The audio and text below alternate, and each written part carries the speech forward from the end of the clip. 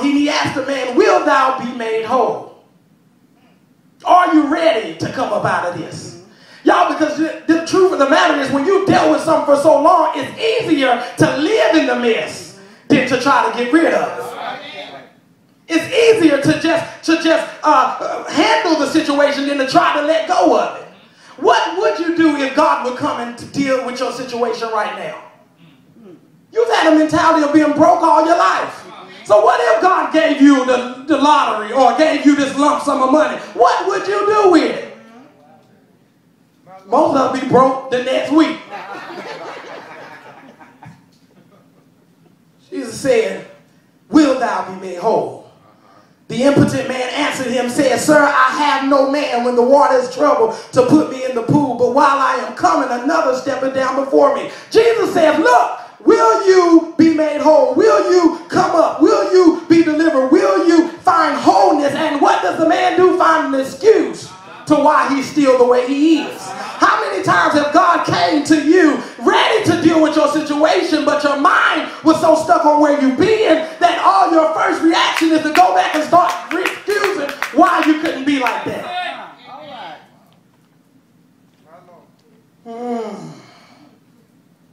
Bible says, Jesus said, listen, rise, take up thy bed and walk. Now we read that and we get excited because we realize that that's a miracle being done. But if you read that in the Amplified version, the Bible says Jesus said to him, get up. That's right.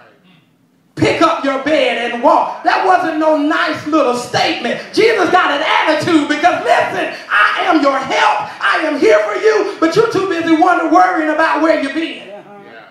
And y'all, Jesus has at a point in our lives where some of this stuff we've been dealing with and some of this stuff we've been fighting, he's yelling, get up.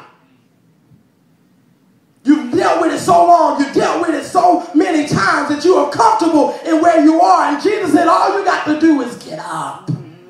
Pick up your bed and walk. Immediately the man was made whole and took up his bed and walked. I got 3 points for you and I'm going to get out your way. Recognize that you do have a problem and figure out what it is. That's good. It's all good, sir. Recognize that you do have a problem and figure out what it is. You have to stop lying to yourself like ain't nothing wrong in your life. My bishop used to say that's not deliverance, that's denial. You refuse to face the issue. The fact that you are at the pool indicates that you have a problem. Why are we so afraid to deal with the problems when all of us got them? Y'all quiet in here. Why are we afraid to face our issues when everybody else around us got some issues too? Who are you trying to hide from?